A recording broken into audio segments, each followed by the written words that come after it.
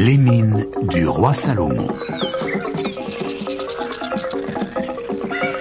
Mon nom est Alan Quatermain. J'ai passé ma vie en nomade à chasser et à faire du commerce en Afrique.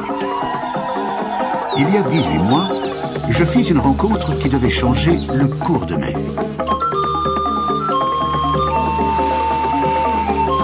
Après une expédition de chasse, j'avais embarqué à bord du Dunkel et nous voguions vers Durban, où je vivais, lorsque je fis la connaissance de 2 Anglais.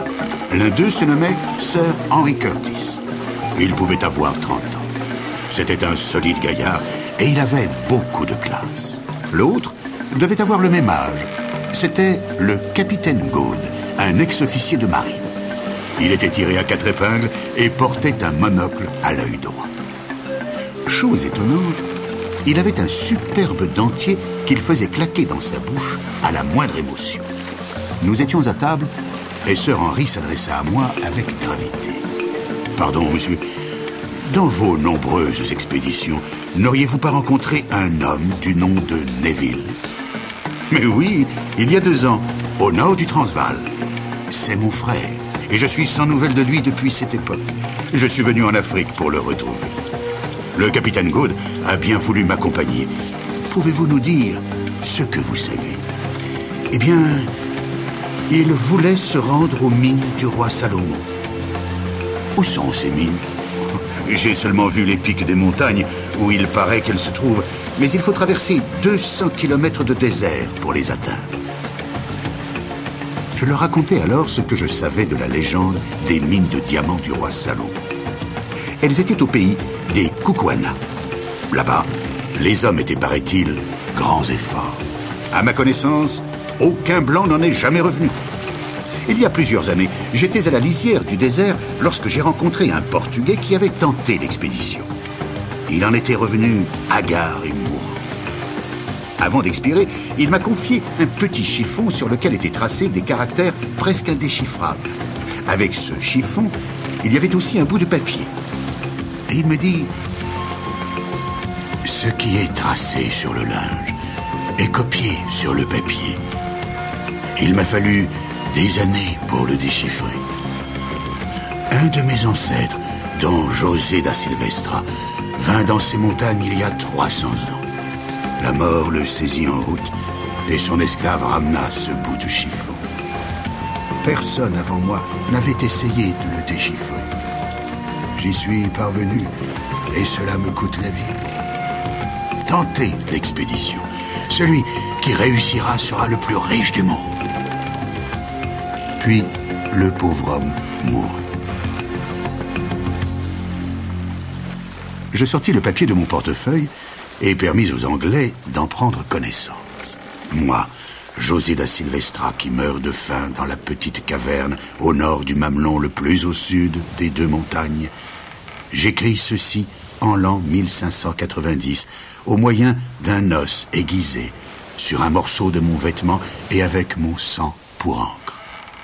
J'ai vu de mes yeux les diamants amoncelés, mais par la trahison d'une sorcière, je n'ai pu en emporter aucun. À peine ai-je pu en ressortir vivant. Que celui qui trouvera cette carte fasse l'ascension de la montagne gauche jusqu'au mamelon au côté nord duquel se trouve la grande route de Salomon. Qu'il tue la sorcière. Priez pour mon âme. Adieu. Lorsque j'appris que votre frère voulait se rendre là-bas, je lui révélai ses indications. J'ai donc tout lieu de croire qu'il les a suivies et je crains que... Monsieur Quatermain, je suis déterminé. Je trouverai mon frère ou je saurai ce qu'il est devenu. Vos services me seraient précieux. Voulez-vous être notre guide ? J'hésitais. L'expédition était hasardeuse et je tenais à la vie. De plus, mon épouse étant décédée quelques années auparavant, mon fils n'avait plus que moi. Il faisait ses études de médecine à Londres et je devais pourvoir à ses besoins. Mais Sir Henry insista. « Faites vos conditions et je paierai comptant avant de partir. Ainsi, l'avenir de votre fils sera assuré.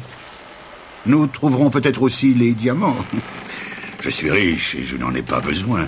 Tout sera à partager entre vous et Good. » j'acceptai enfin.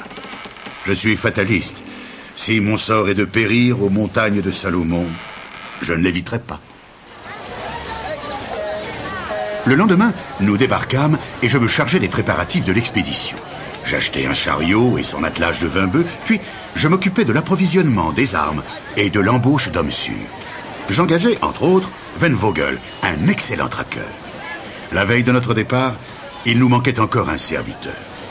Nous étions à table lorsqu'un homme se présenta.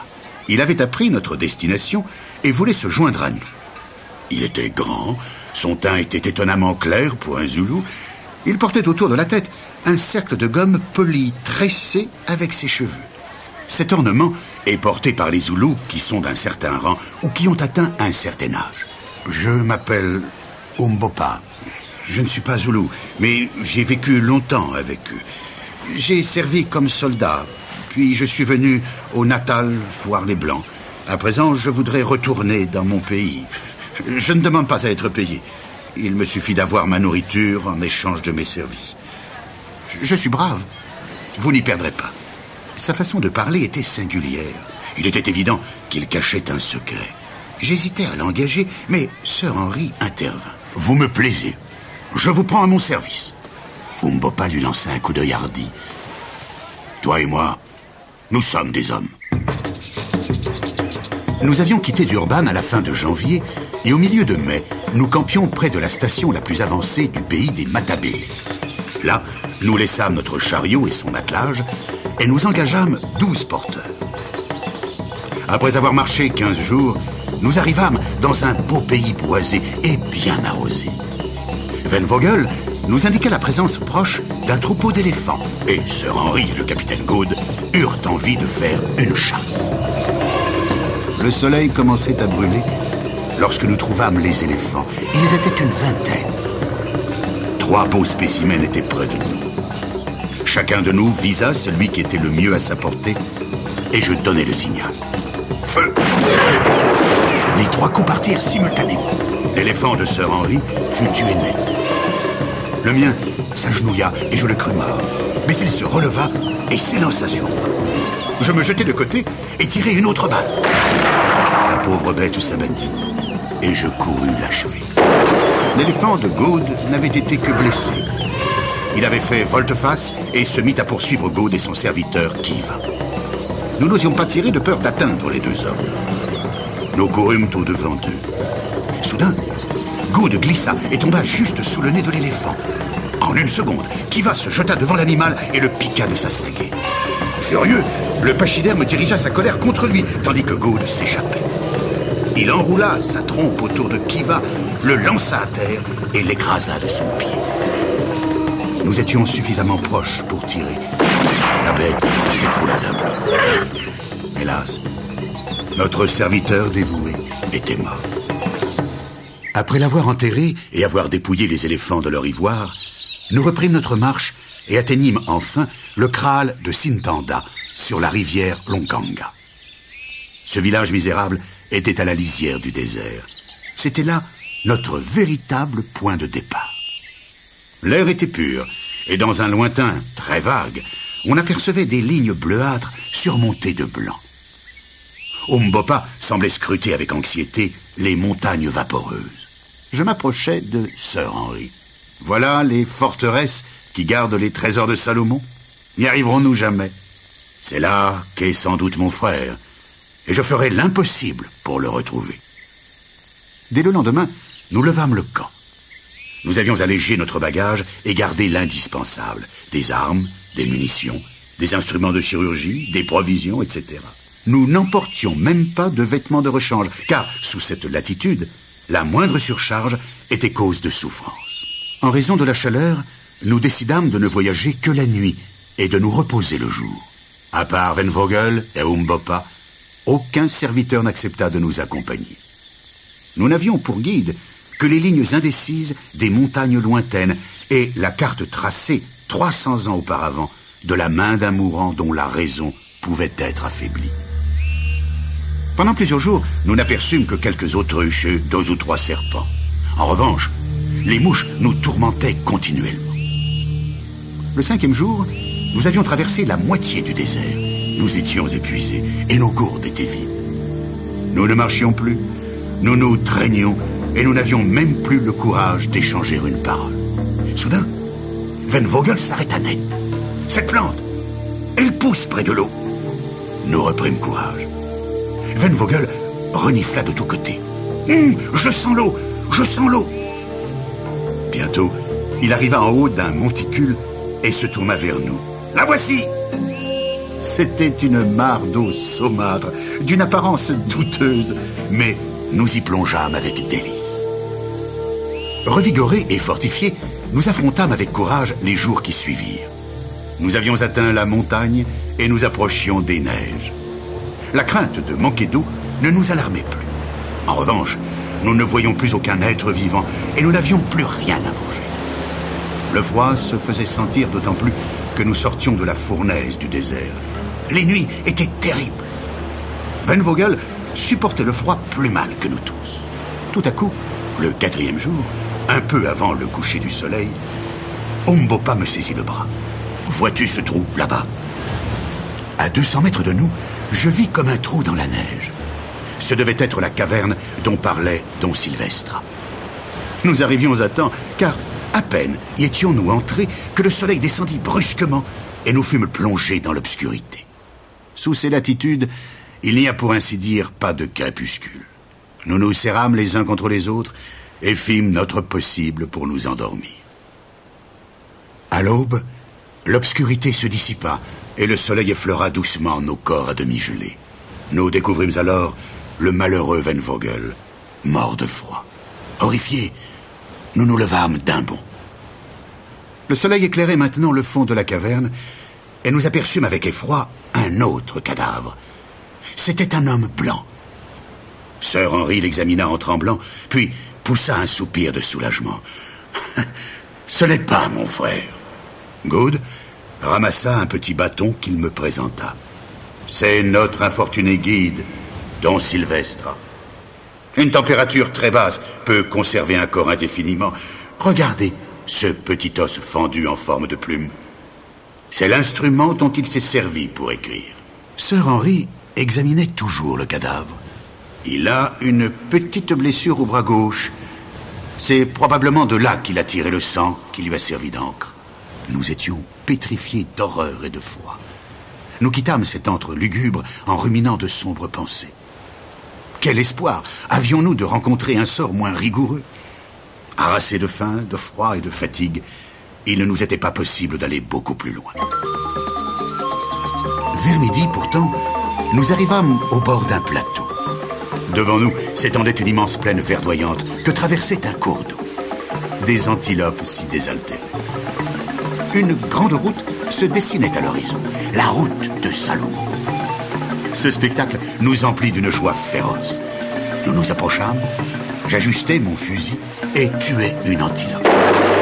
L'endroit était accueillant. Après avoir mangé, nous décidâmes de nous y reposer. Good se tenait à l'écart près du ruisseau. Il faisait sa toilette et passait en revue ses pauvres vêtements qu'il pliait soigneusement et déposait sur l'herbe. Puis, il cira ses bottes avec de la graisse d'antilope et entreprit de se raser. Je m'amusais de ce spectacle lorsqu'un trait brillant passa tout à coup au-dessus de sa tête. Je me retournai d'un bond.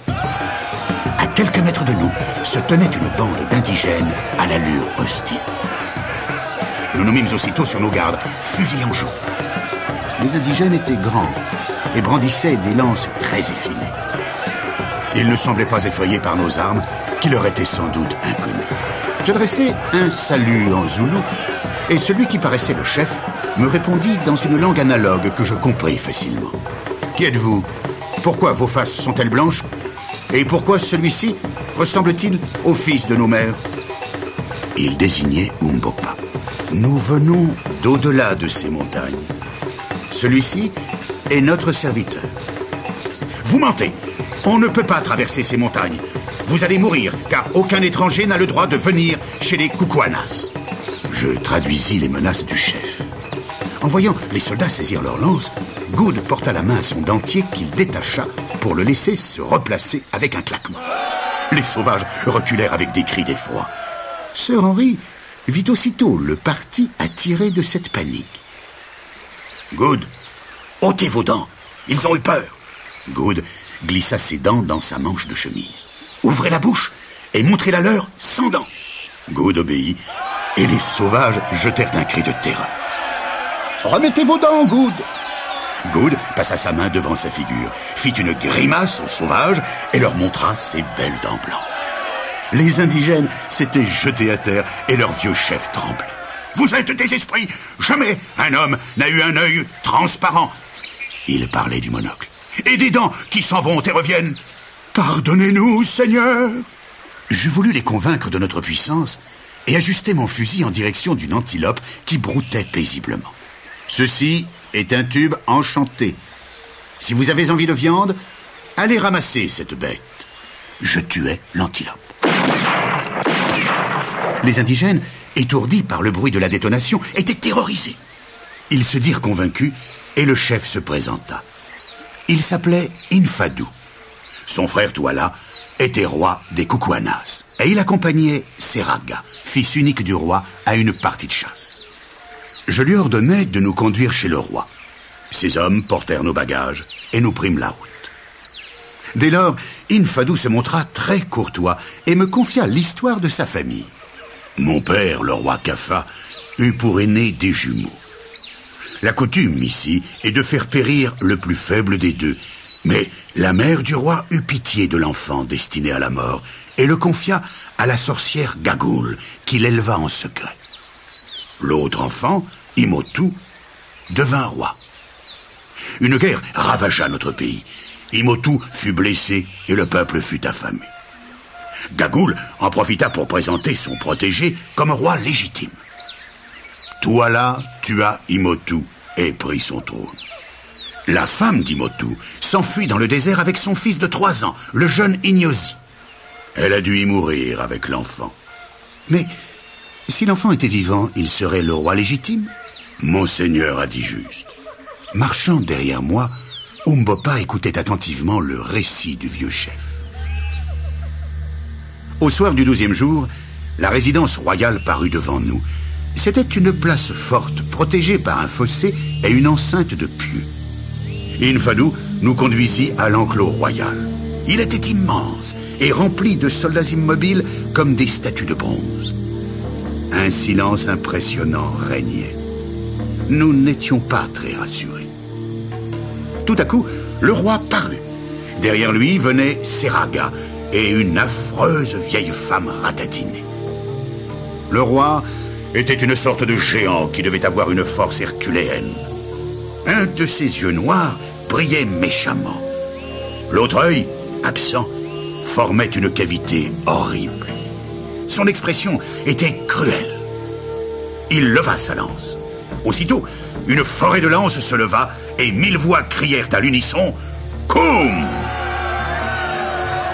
Le roi ne croyait pas à notre pouvoir et nous dûmes abattre un bœuf sous ses yeux. Un murmure d'étonnement s'éleva parmi les soldats. Alors, la vieille femme s'avança en tendant sa main décharnée aux griffes pointues. « Écoute, roi, écoute, peuple, ciel, terre, morts et vivants, écoutez, je prophétise. Je flaire le sang, les vautours poussent des cris de joie. Que veulent les Blancs? Celui que vous cherchez n'est pas venu ici. Vous cherchez des pierres brillantes, eh bien, vous en trouverez quand le sang sera séché. Elle se tourna vers Umbopa. Toi, ce ne sont pas les pierres qu'il te faut. Je flaire le sang qui coule dans tes veines. Elle fut prise d'une attaque d'épilepsie et on l'emporta. Le roi était troublé.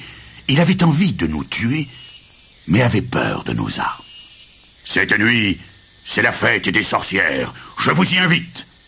Demain, je déciderai ce que je dois faire. Il se retira et Infadou nous conduisit à nos huttes. Il nous confia son inquiétude. Touala était un homme cruel. Seraga est son héritier légitime, et le cœur du fils est encore plus noir que celui du père. Ah, Si le fils d'Imotu vivait encore. Umbopa s'était approché. Ignosi n'est pas mort. Sa mère a été recueillie au pays des Zoulous. Là, elle éleva son fils et lui dit qui était son père. Lui, il a beaucoup voyagé et appris dans le pays des Blancs. Mais il réclamera son trône et fera rendre gorge à l'usurpateur. Infadou était stupéfait. Comment sais-tu cela? Je suis Ignosi. Et voici le signe sacré que tu connais. Umbopa ôta sa ceinture et découvrit un serpent bleu tatoué autour de sa taille. Infadou examina le signe et s'écria: Oh, Ignosi, c'est toi qui es le roi. Et il accepta de se mettre à son service. Ignosi nous promit de nous aider à trouver M. Neville et les diamants en échange de notre soutien que nous lui accordâmes volontiers. Infadou conseilla: attendons cette nuit. Après le massacre qui suit la danse, l'amertume et la révolte rempliront beaucoup de cœurs. Je parlerai à quelques chefs dont je suis sûr d'avoir le soutien.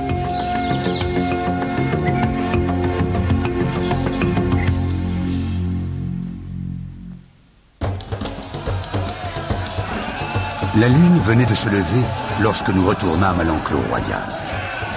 Il était, comme la première fois, rempli de guerriers revêtus de leur parure. Le roi arriva, suivi de Seraga et de Gagoul. Hommes blancs, vous allez assister à un spectacle digne d'être vu. Gagoul s'avança, brandissant un bâton fourchu. Au cri strident qu'elle poussa, une cinquantaine de femmes vieilles et horribles surgirent et commencèrent une danse et des incantations diaboliques. Puis elles se livrèrent à des pantomimes hideuses, tandis qu'un chant grave et lent s'élevait parmi les guerriers. On en avait froid dans le dos. Enfin, ces sorcières bondirent parmi les guerriers. Chaque individu qu'elles touchaient était empoigné par deux hommes et amené devant le roi. Et là, une demi-douzaine de bourreaux l'exécutaient froidement à coups de couteau. L'horreur nous paralysait. Beaucoup de chefs et de soldats périrent ainsi. Tout à coup, Gagoul s'avança vers nous et toucha Umbopa Ignosi. Je sais pourquoi tu es venu. Mes liens ont soif de ton sang. Deux soldats s'étaient approchés. Je tournai mon fusil vers le roi. Sir Henry visa Seraga et Good la sorcière. Roi, toi là, qui touche à notre serviteur nous touche, et sa vie te coûtera cher. Abaissez vos tubes méchants. On ne touchera pas à votre serviteur. À l'heure où le soleil est aussi loin de son terme que de son aurore, la danse des jeunes filles aura lieu. Je vous invite. Jusque-là, je réfléchirai. Faisant les braves, mais en réalité à demi morts de peur, nous retournâmes à notre hutte, bien décidés à tout faire pour qu'Ignosi détrône ce monstre. Vers 9 heures, Infadou revint avec les chefs dont il avait parlé. Ignosi les reçut avec une dignité royale. Il leur donna toutes les preuves de sa légitimité, mais les chefs nous demandèrent à nous, les hommes blancs, de donner un signe indéniable. Notre embarras était extrême. Tout à coup, Good eut une idée. Il avait lu sur son petit almanach qu'il devait y avoir aujourd'hui même une éclipse de soleil. Aujourd'hui, au milieu de son cours, le soleil s'éteindra et la terre sera plongée dans les ténèbres.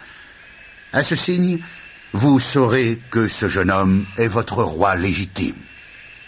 Fais cela, et nous croirons. Et le peuple aussi croira. Le moment venu, il fallut retourner à l'enclos royal.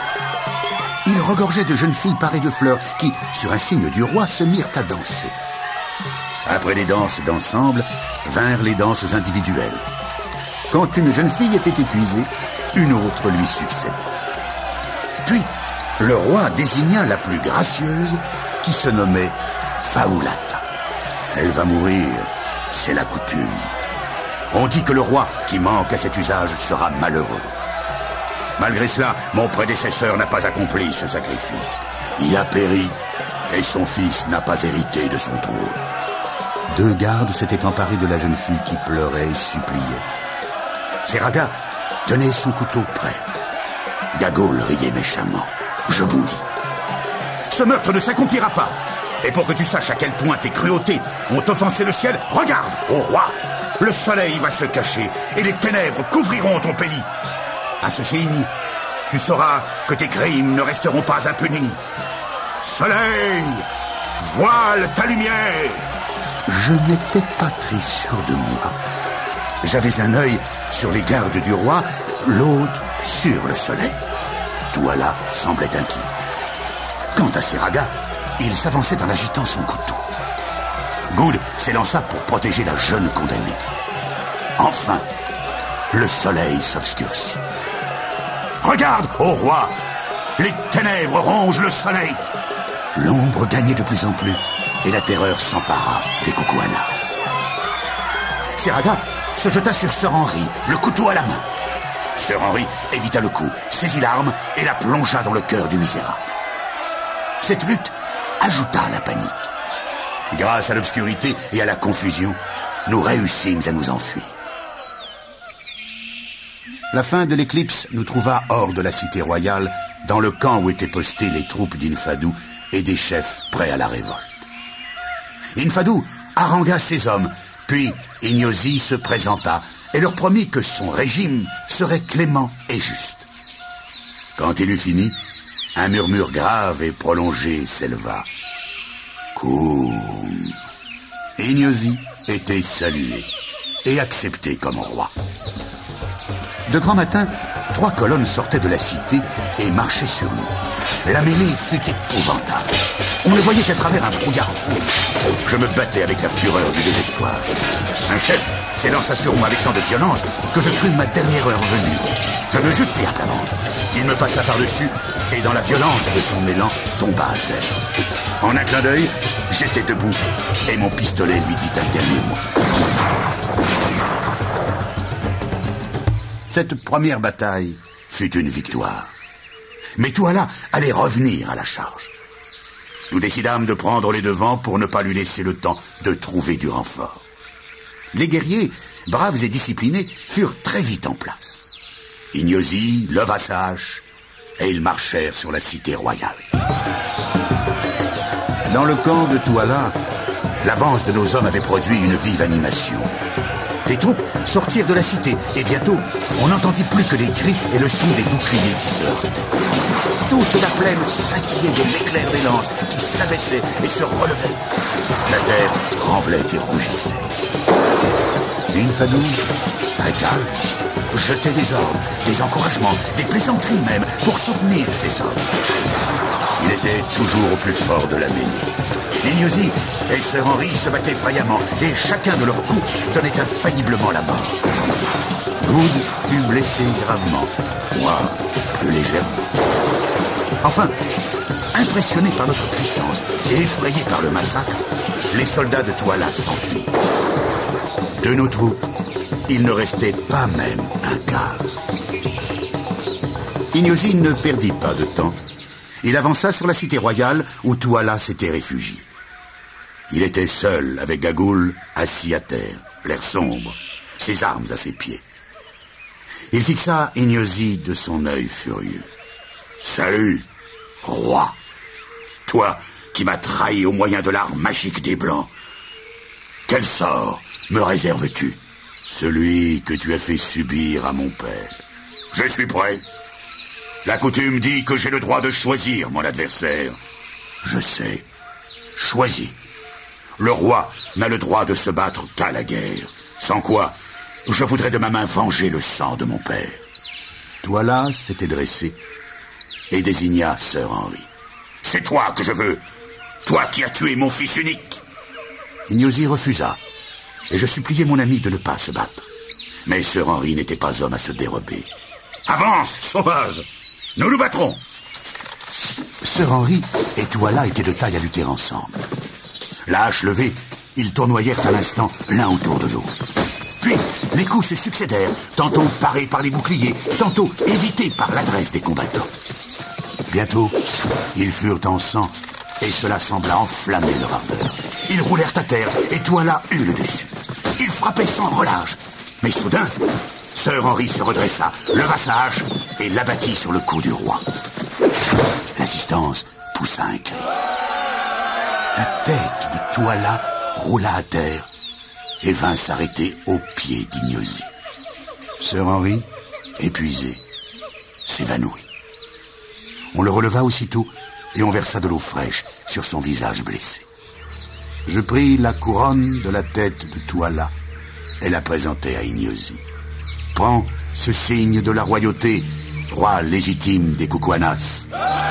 Ignosi prit le diadème, l'attacha à son front et posa un pied sur la poitrine de son ennemi sous les acclamations de ses troupes. Faolata se dévoua pour soigner nos blessures. Nous étions épuisés et essayâmes en vain de dormir. L'air était empli des cris de ceux qui cherchaient et pleuraient leur mort. Vers le matin, ils diminuèrent puis s'éteignirent. On n'entendait plus que le hurlement de Gagoul qui, seul, pleurait Toila. Au bout de quelques jours, quand Good fut totalement remis, je rappelai à Ignosi sa promesse à propos des diamants. Je n'ai pas oublié. Voilà ce que j'ai appris. Dans la montagne se trouve une grotte où reposent les corps de nos rois. Là, il y a aussi une salle où, paraît-il, un roi blanc a entassé autrefois des trésors. Seul Gagoul en connaît le secret.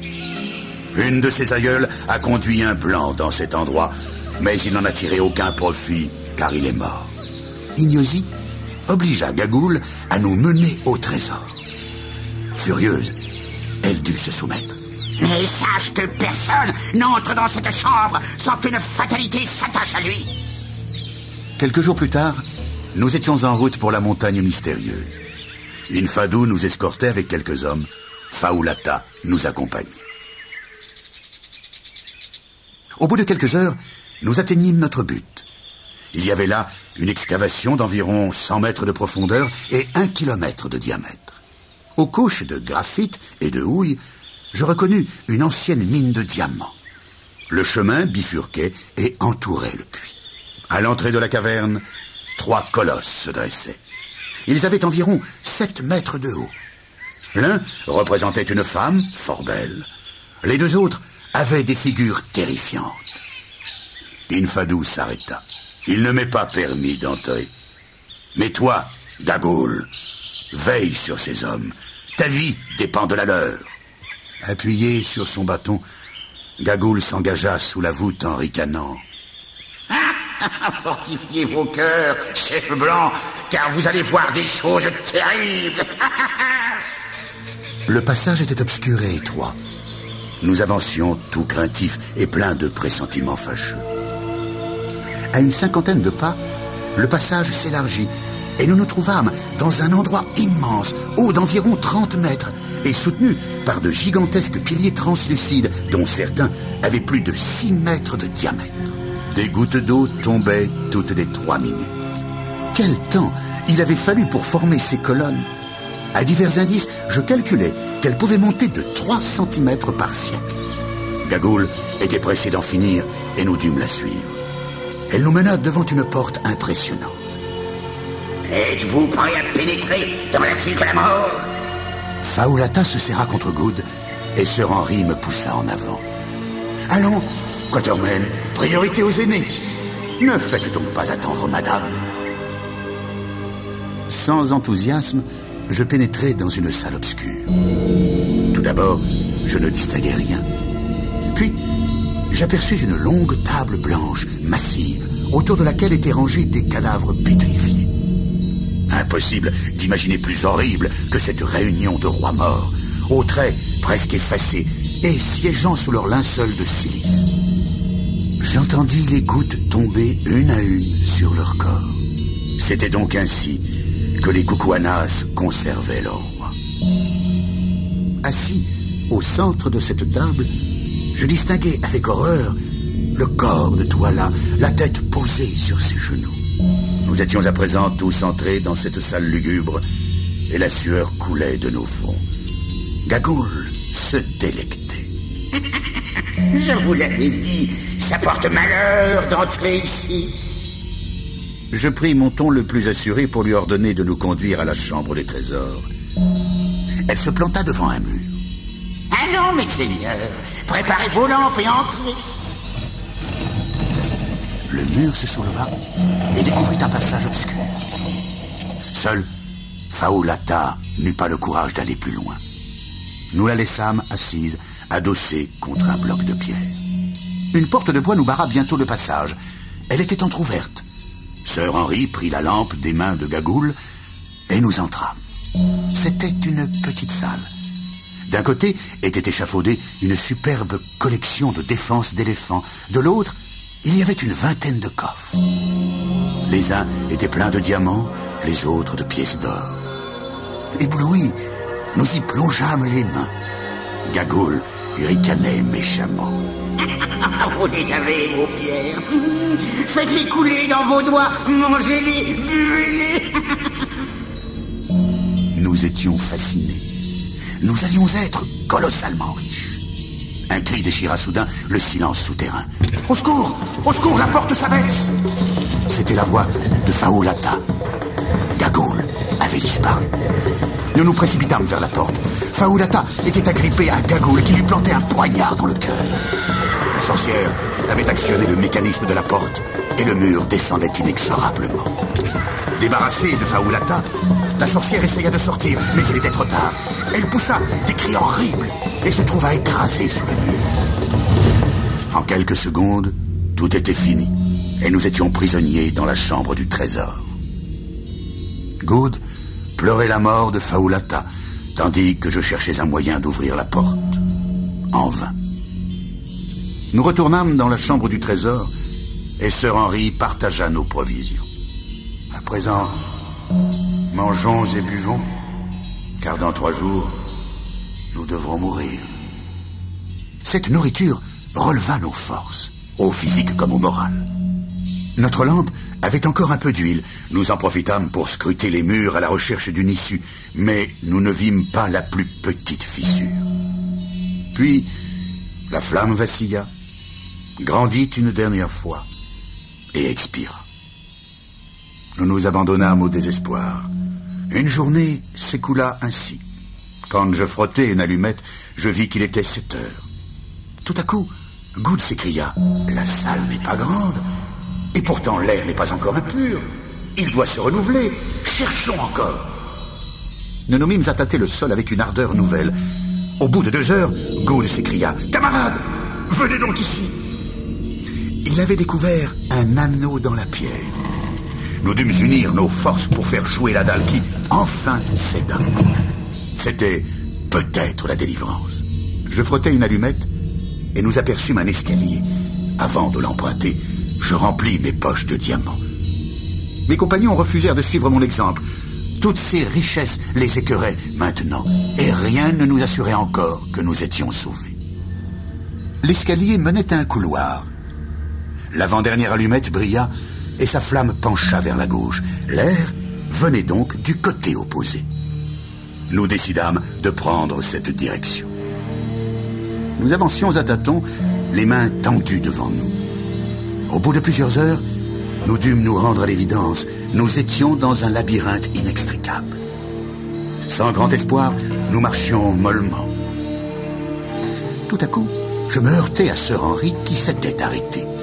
Vous ne voyez pas une sorte de lueur là-bas? Tout d'abord, je ne vis rien. Puis, je commençai à distinguer une lueur pâle.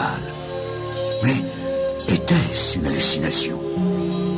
Nous avions déjà tant espéré et désespéré. Pourtant, nous hâtâmes le pas. La lueur devenait plus précise. La galerie était de plus en plus étroite. Bientôt, nous dûmes nous baisser, puis ramper.